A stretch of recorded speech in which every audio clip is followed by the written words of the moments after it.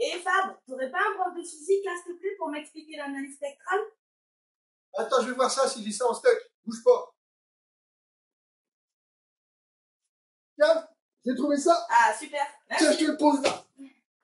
Salut à toi public. Alors on se retrouve sur cette vidéo pour expliquer à Charlotte, c'est un challenge, l'analyse spectrale. Dans cette partie, nous allons traiter l'analyse spectrale et l'analyse d'un son. Dans le document que je te présente, il y a 3 instruments qui ont été enregistrés. Ces 3 instruments jouent la même note, un La 440, 440 correspondant à la fréquence de ce son. Alors, la première chose que l'on peut remarquer, c'est que dans les 3 cas, nous avons affaire à un signal périodique. Alors, dans le premier cas, évidemment, le signal périodique est relativement simple, c'est une sinusoïde. On dit que c'est un son pur, dans le cadre du diapason. Et dans les 2 cas suivants, ce sont des sons qui sont plus complexes, mais qui demeurent quand même périodiques. Alors, la première des choses qu'il faut souligner, c'est que ces 3 instruments ont joué la même note, et si tu regardes le document, la période, ici, de ces 3 signaux est identique. Et qui dit période identique implique forcément que la fréquence de ces 3 sons est identique. Alors, évidemment, à l'oreille, on entend une différence. Alors, il va falloir faire un petit peu de vocabulaire avant de se lancer dans l'analyse du son et déterminer finalement les 3 grandeurs qui permettent de décrire un signal et qui permettent en l'occurrence de décrire un son. La première grandeur, c'est la hauteur de ce son, qui correspond à la note jouée. Dans le cas présent, la hauteur est de 440 Hz, c'est la fréquence de ce signal. La deuxième grandeur, c'est le timbre, et ce timbre, il est caractérisé par les amplitudes relatives des différentes harmoniques. Alors, c'est quoi ces harmoniques? Ces harmoniques, ce sont des fréquences qui se rajoutent à la première fréquence, qui en l'occurrence est de 440 Hz. Ces harmoniques, ce sont celles qui sont responsables de l'allure du signal qui est plus compliqué. Alors, si je prends l'exemple du piano ci-dessous, le signal émis par le piano est composé d'une sinusoïde dont la fréquence est de 440 Hz, auquel il faut ajouter une autre sinusoïde dont la fréquence est le double de 440 Hz, à savoir 880 Hz, dont l'amplitude est légèrement différente. Et il faut également rajouter une 3e sinusoïde dont l'amplitude est le triple de 440 Hz et une dont l'amplitude est le quintuple de 440 Hz. Alors ces signaux périodiques, ces sinusoïdes que l'on va rajouter au signal initial, c'est ce que l'on appelle des harmoniques. Alors le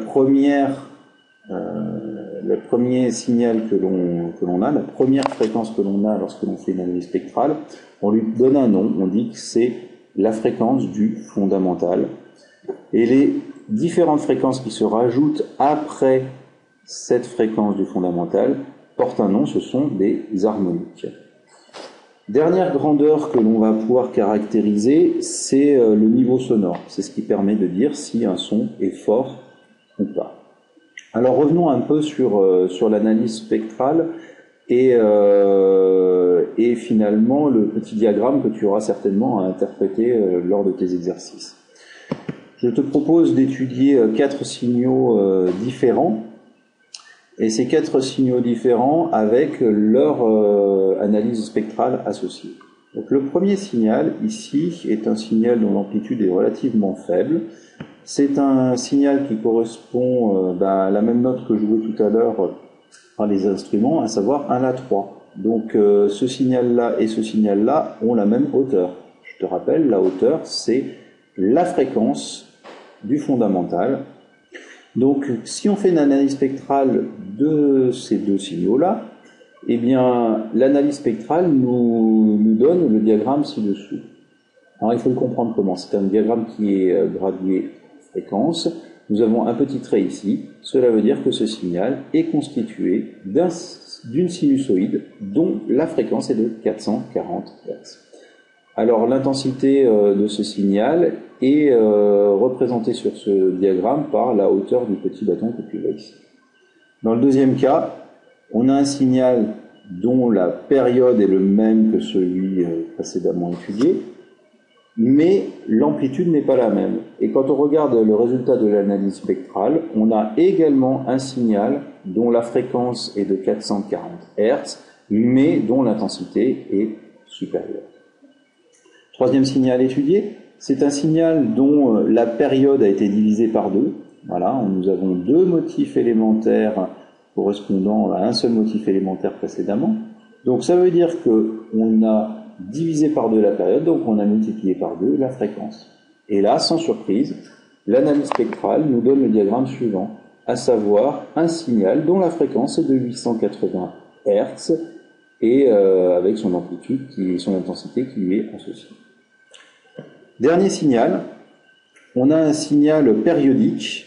On a un signal périodique et ce signal périodique, il peut s'écrire comme la somme de deux signaux sinusoïdaux. L'un dont la fréquence est de 440 Hz, comme c'est la première fréquence, on va dire que c'est la fréquence du fondamental, et une harmonique de rang 2 dont la fréquence est le double de celle du fondamental, à savoir 880 Hz.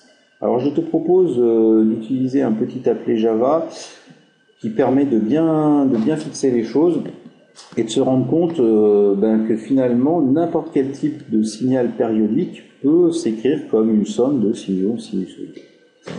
Alors ici, comment est-ce qu'il faut comprendre cet appelé?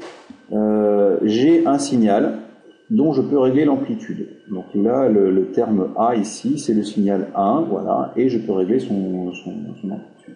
Là, j'ai la représentation du signal, enfin des différentes harmoniques et de leur amplitude. Alors je vais diminuer un petit peu la taille de l'échelle, voilà. Là pour l'instant je n'ai qu'un signal, voilà, je n'ai qu'un signal avec une amplitude de 1. Donc là j'ai une sinusoïde avec une amplitude qui est de 1 volt. Voilà. Dans le dernier cadre qui est ici, on va pouvoir visualiser la somme de tous les signaux que l'on va superposer. Alors, je vais tout de suite rajouter un deuxième signal, un signal noté A2, dont l'amplitude va être identique à celle du premier signal, A1, mais dont la fréquence va être le double.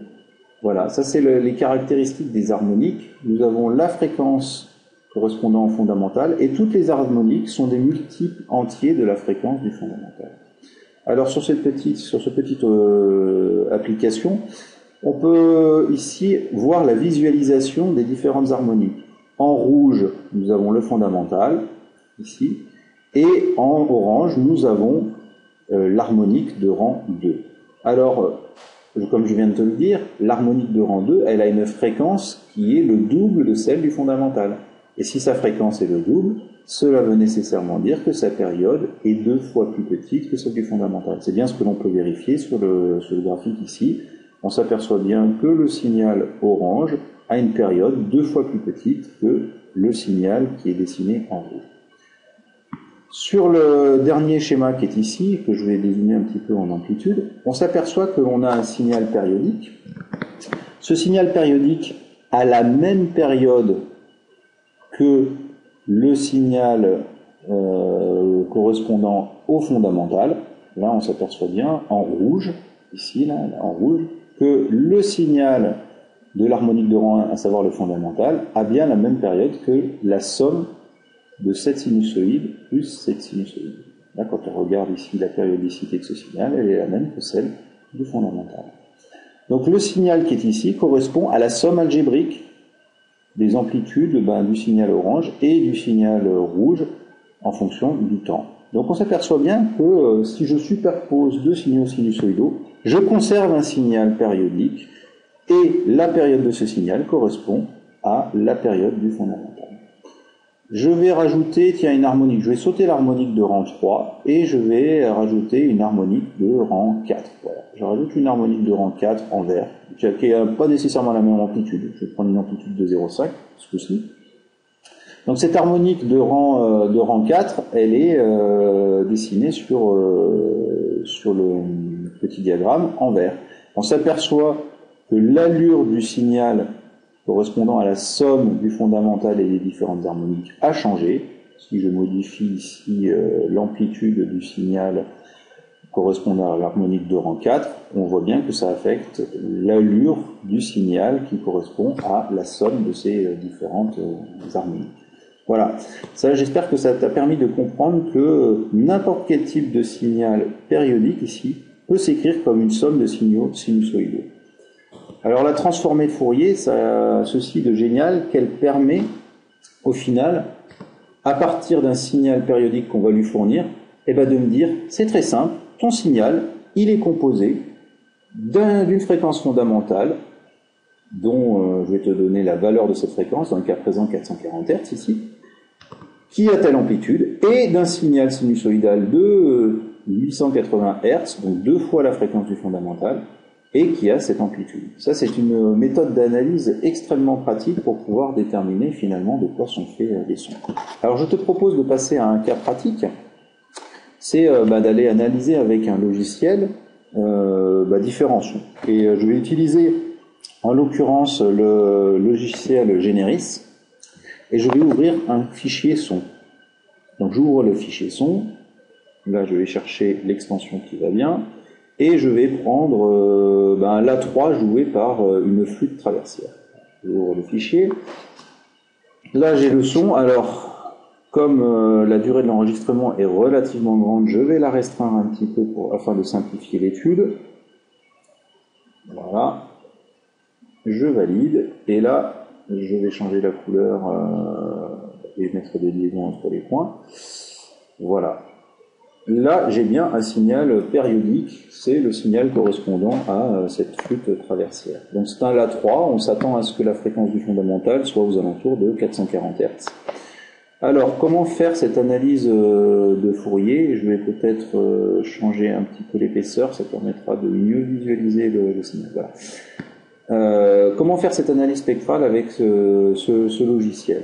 Alors, je vais dans l'onglet Affichage, Traitement des données, et je vais chercher sur le côté gauche la transformée de Fourier.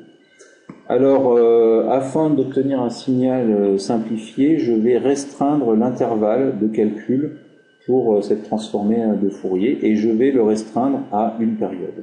Alors, il faut que je donne l'intervalle.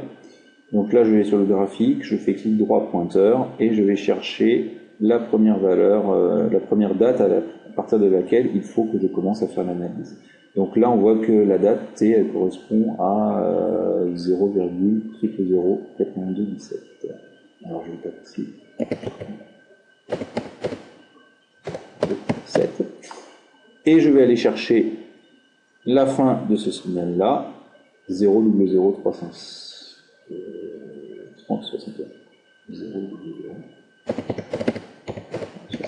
Voilà. Et je fais tracer l'analyse de Fourier. Voilà. Ici en bas, j'ai le spectre. J'ai le spectre de mon signal périodique. Cela veut dire finalement que ce signal périodique, sans surprise, c'est un son complexe. Il est composé de la superposition de plusieurs signaux sinusoïdaux. Alors si j'ai envie de vérifier la fréquence du fondamental, je fais clic droit pointeur, je vais sur mon analyse spectrale, et ici je place le curseur sur la fréquence, et on est à une fréquence de 451 Hz, donc vraisemblablement que cette flûte-là n'était pas tout à fait accordée.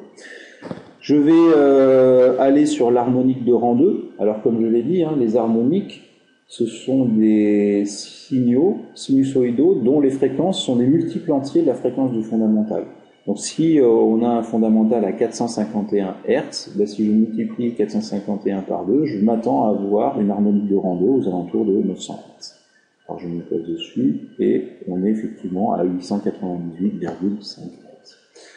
Voilà, ça c'est pour l'analyse faite avec un logiciel d'analyse spectrale. Je te propose que l'on se retrouve en salle de TP pour que je te montre comment faire cette analyse à l'aide d'un oscilloscope qui a la fonction transformée de Fourier. Allez, à tout de suite en salle de TP. Bon, nous voilà de retour en salle de TP pour faire de l'analyse spectrale. Alors, l'analyse spectrale, comme on l'a étudié en théorie, c'est regarder de quels signaux sinusoïdaux est fait un signal périodique. Je vous rappelle que n'importe quel type de signal périodique peut s'écrire comme une somme de signaux sinusoïdaux. Alors, l'oscilloscope qui est ici permet de le faire, permet d'analyser un son et faire une transformée de Fourier. Alors, pour faire cette transformée de Fourier, il faut aller dans l'onglet mathématiques qui est ici. Dans l'onglet mathématiques, et vous avez possibilité d'utiliser de la FFT, c'est l'abréviation pour transformer de Fourier. Là, elle a déjà été sélectionnée. Si jamais elle ne l'est pas, vous appuyez sur ce petit bouton pour pouvoir l'afficher. Alors, sur l'écran que vous visualisez, le signal périodique généré par le générateur d'harmonique, et le résultat de cette transformée de Fourier, de cette analyse de Fourier, qu'il faut lire ainsi. Vous avez en ordonnée l'amplitude du signal. Donc là, on a un signal sinusoïdal, donc une seule sinusoïde, qui a une fréquence, et la transformée de Fourier nous permet d'avoir cette fréquence en abscisse. Voilà. L'axe des abscisses est gradué en fréquence. Comme là, le signal est le plus simple qui soit, qu'il n'y a qu'une sinusoïde, juste la fréquence du fondamental, juste le fondamental, et c'est normal de ne voir qu'un seul pic. Si par contre, je commence à rajouter une harmonique de rang 5, donc je vous rappelle que l'harmonique de rang 5, sa fréquence est 5 fois supérieure à celle du fondamental. Si j'augmente l'amplitude de cette harmonique de rang 5, vous allez voir à l'écran apparaître ici un pic, voilà, dont la fréquence est 5 fois supérieure à celle du fondamental, et la hauteur de ce pic correspond à l'amplitude de ce signal. Voilà, ça c'est une méthode d'analyse qui est couramment utilisée en acoustique pour savoir finalement de quoi est fait un son, de pouvoir analyser son timbre. Je vous rappelle, le timbre est caractérisé par les amplitudes relatives des différentes harmoniques. Voilà. La hauteur, elle, c'est la fréquence, est liée à la fréquence du fondamental. Si je rajoute un signal, une autre sinusoïde de fréquence 3 fois supérieure à celle du fondamental, vous allez voir apparaître un autre pic sur la transformée de Fourier, dont la fréquence est le triple de celle du fondamental. Si je rajoute une harmonique de rang 4, vous allez en voir une s'intercaler, évidemment, entre l'harmonique de rang 3 et l'harmonique de rang 5. Alors là, le signal n'est pas très stable, ça dépend du niveau de déclenchement. On peut changer ici le niveau de déclenchement de l'oscilloscope afin de stabiliser un petit peu le signal. Voilà, j'espère que cette révision de l'utilisation de l'oscilloscope en vue d'une analyse spectrale vous aura aidé. À bientôt. J'espère que tu as compris les deux méthodes d'analyse spectrale que nous venons de voir, celle par un logiciel et celle par l'oscilloscope.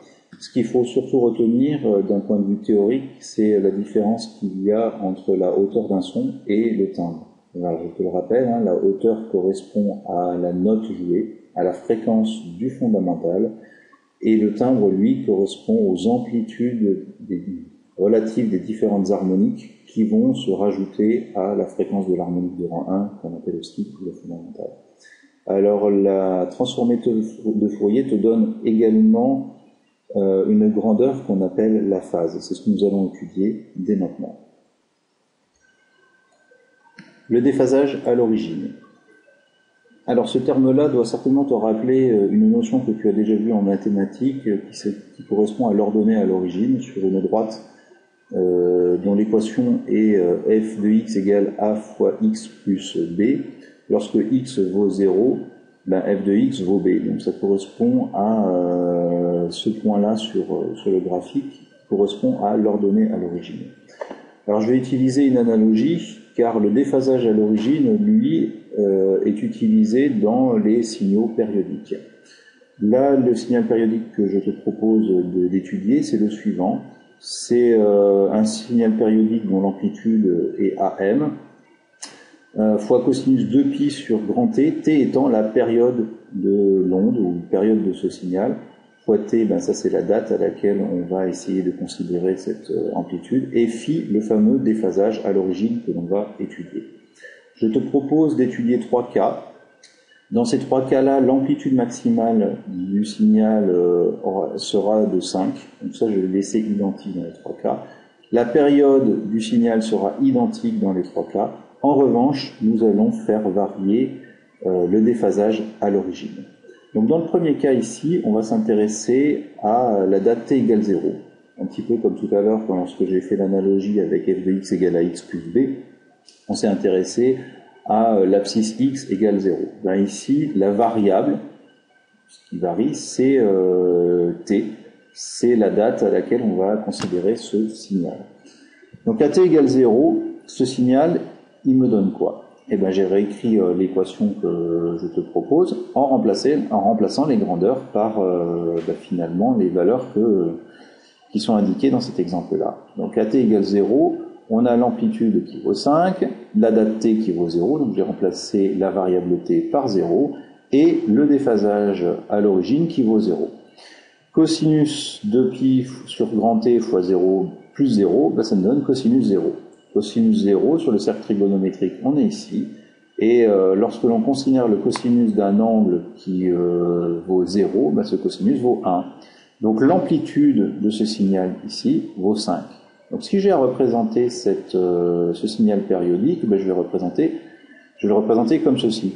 Oui, parce qu'à la date t égale 0, l'amplitude de ce signal vaut 5 volts et va nécessairement diminuer jusqu'à moins 5, et ainsi de suite. Donc là, la période de ce signal, évidemment, correspond à la grandeur grand T. Dans le deuxième cas, j'ai décidé de te faire travailler avec un déphasage à l'origine de pi sur 2 radians.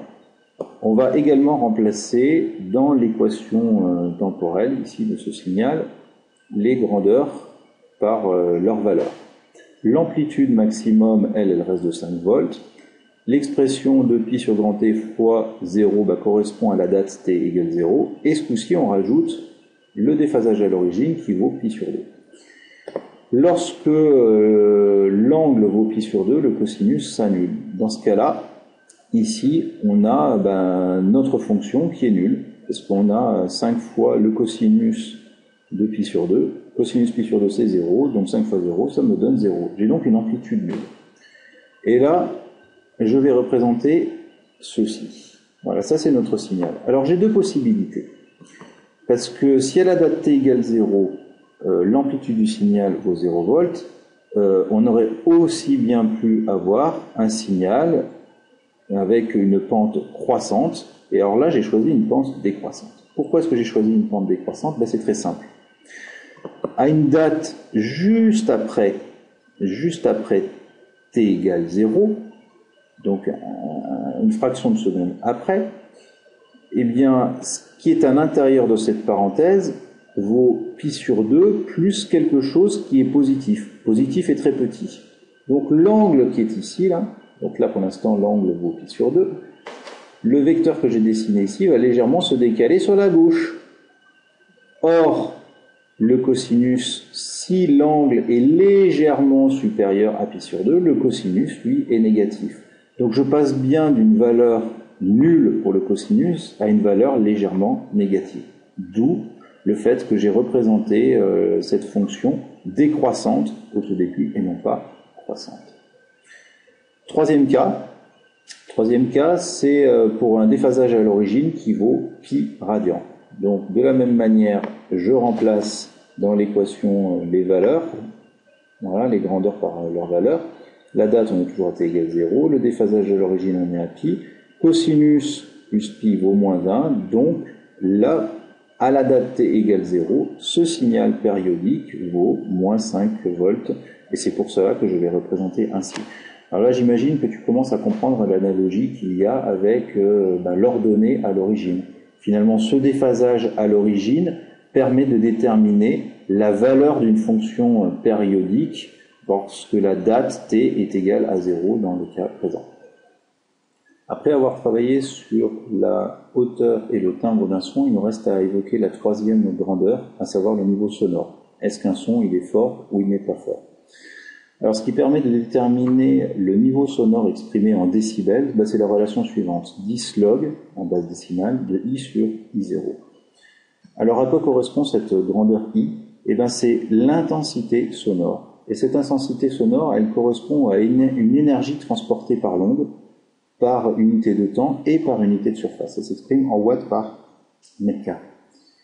Alors qu'elle dépende de la surface, c'est quelque chose d'assez logique, parce que si tu frappes dans tes mains, tu vas générer une onde sonore qui va se déplacer dans les 3 dimensions.